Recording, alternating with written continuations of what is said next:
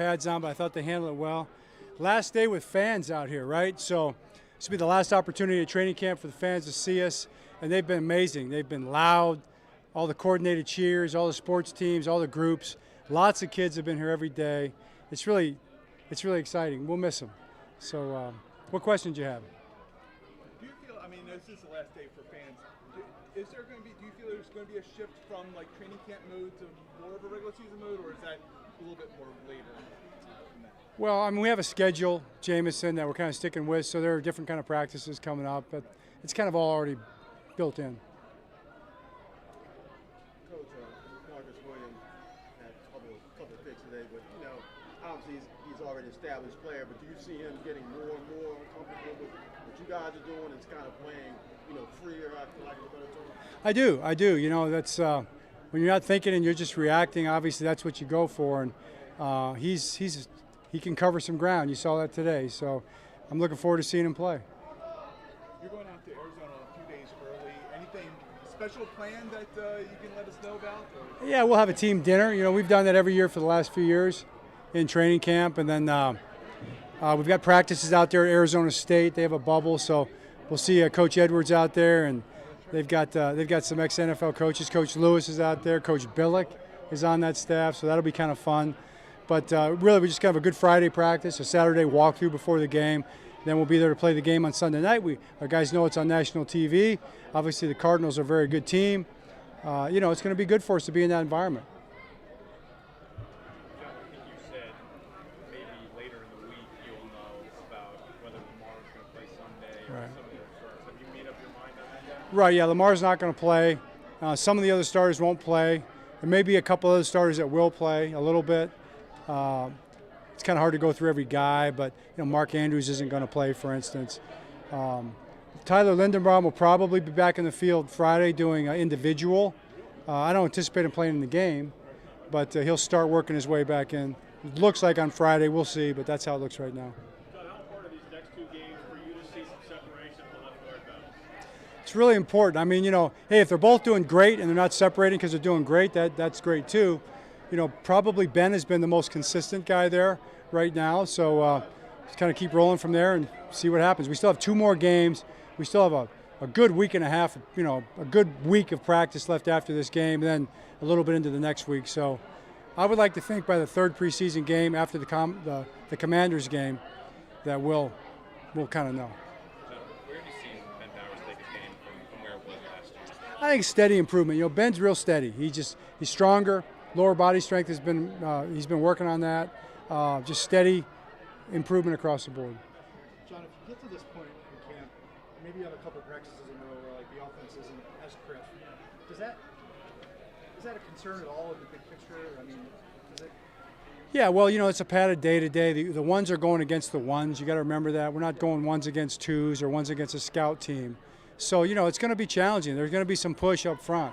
There's going to be some guys covering tight. It's one of those camp practices that's a little more challenging, kind of what you're talking about. So it's going to be competitive that way. It's not going to look pretty all the time.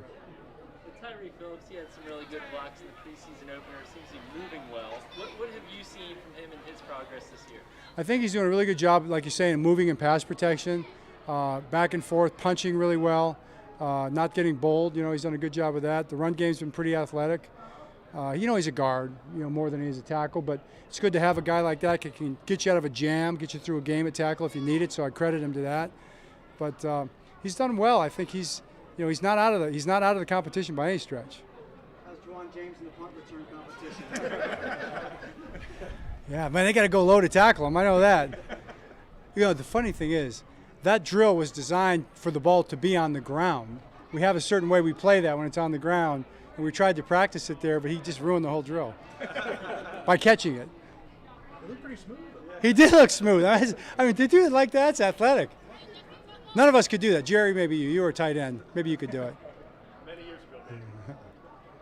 John, there's a lot of interest with JK and kind of his rehab and coming back. Is there any sense from you whether he will be ready by the regular season at all? No, I don't know. I think he made some good progress this week. We measure the times of how fast he runs, how fast he decelerates, how fast he accelerates, how fast he changes direction. You know, we do that, and you can see the improvements tangible. So we'll see. John, we saw Armour Davis come off, and Falele wasn't out there today. Yeah, Falele just had like a little swelling. We're taking care of that for a day. And then Armour Davis hit his head when he fell. So hopefully we'll get that checked out. Hopefully he'll be okay. John, you mentioned, I think a couple of days ago, the greatest thing about just how fast he's running. You mentioned Jameson's question about monitoring the explosiveness. With that kind of availability of data, do you use it to make changes to like how you guys practice and the intensity, like on a kind of macro scale? I would say minimally. And we pretty much have the practices mapped out. We did a really good job of anticipating what the loads would be, but you look at it, and we've been well within the range. You can understand too, and sometimes the numbers people don't understand this, is we are in training camp, and there are going to be back-to-back days where you've got to back it up. You can't just start taking breaks every other day. That's just not the way it works. That's not how guys get in shape. So I feel really good about the way we're at with the loads. As far as guys running like that, the speeds, I mean, like Shamar, for instance, you run a fade like that, we're not turning around looking for a back shoulder, are we? We're running fast, and let Lamar decide, whether you put it on the back shoulder. So that's how I look at the speeds. Are you running fast when you're supposed to? It's good. John, I know you practice a lot of situational football. Have you thought or imagined the situation in which Justin Tucker's holding for Jordan Stout on a football trial? The only situation is that Mark didn't want to do it right there, and Prochet is not out here right now. So those are our backup holders, but we needed to get the kick for Stout. So that was the circumstance. I mean, guy, think of it. Maybe now we don't even want to mention what scenario that could happen in. I will say though, if you go back when I was with the Eagles way back when, David Akers tore his quad on a kickoff. Mike Bartram had to kick off. He was a snapper the rest of the game, and he had ground balls like to the 50 to the 45 against the Raiders. And it came down to the end of the game where we were losing, and we had to do a 2-minute drive. And Donovan's running the 2-minute drive, and Andy says, how close do we have to get? Because Akers was on the bench. Can he do it? Can he do it? And Akers is like, I'll do it. How close you need to be, David? As close as you can get. So Andy, we'd get the ball to the 30s. That's not close enough. How about the 15? He says, are you close enough yet? Got to get it closer. The 10, closer. The 5, can we get a little closer? So he goes rolling. He goes limping out there and fluffs it through. Hits the field goal, game winner, place goes crazy, goes to the ground, all right, writhing in pain. Although it was a great kick, and David's watching this right now. You're a hero. They pick him up and carry him off the field, with his leg dangling off to the side. So. Who was your punter if you had a long snap who can kick off? Punter was Dirk Johnson. I guess he didn't kick. I can't remember. That's a very good question. Yeah, it's a very good question. All right. All set? Good. The Lion, Bartram actually was.